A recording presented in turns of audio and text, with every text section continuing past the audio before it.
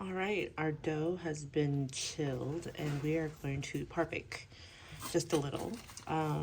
So you see all this extra flour that I put in here?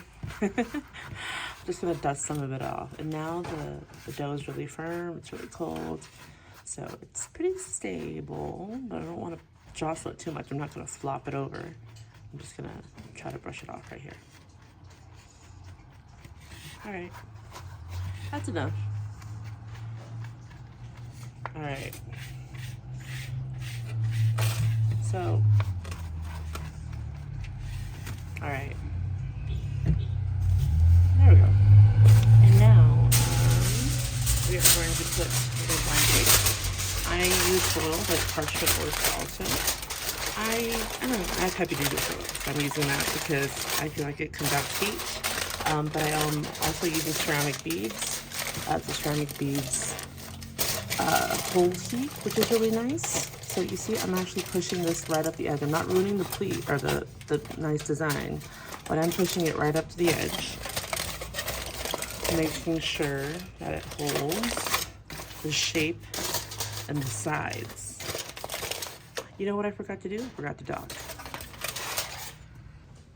I'm gonna use a fork to dock it real quick. Dock the sides a little bit. They do get a little puffy, and it's fine if it gets puffy. We'll just push it back down, but it's nice to not have the whole thing puff up. Remember all those flakes we made?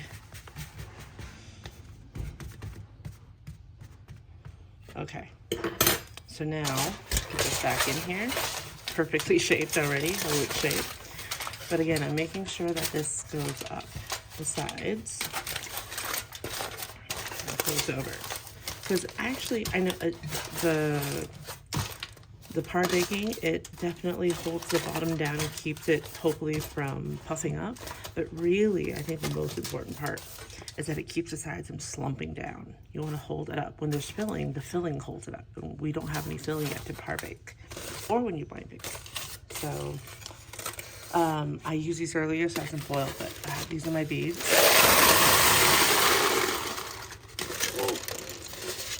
I like to pour in enough to, again, hold up the sides. So I'm pushing it gently,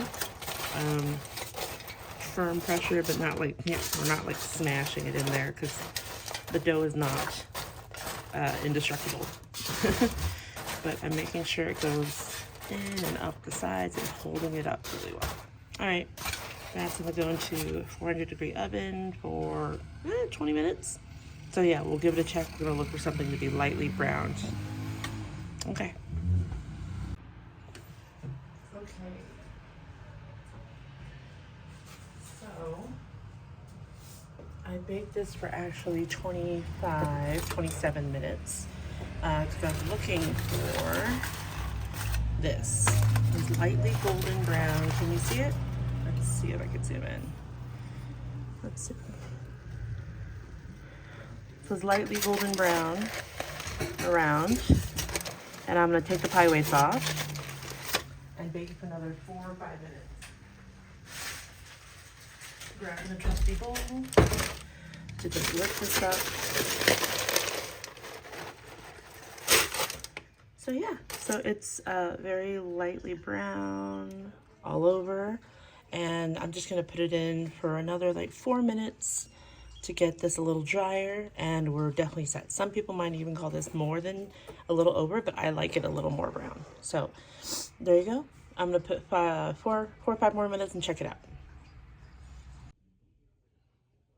All right, here's the fully par-baked pie, par meaning partial. So you see how it's lightly golden, does not look done yet. All the docking helped, nothing puffed up. If there was a big puff, I would just smash it down again, dock it again, that's no big deal. And yeah, just lightly golden all over. So this is ready to be filled. I'm gonna cool it off just a little bit before I smear the lotus paste in there, but it's dry to the touch. I think that's another one to point out. This is pretty dry. It's a little wet still, or not wet, soft, let's just say. It's not hard yet completely, because it will keep baking. We will bake this again. All right, that is a par baked shell that we're going to use in a few things.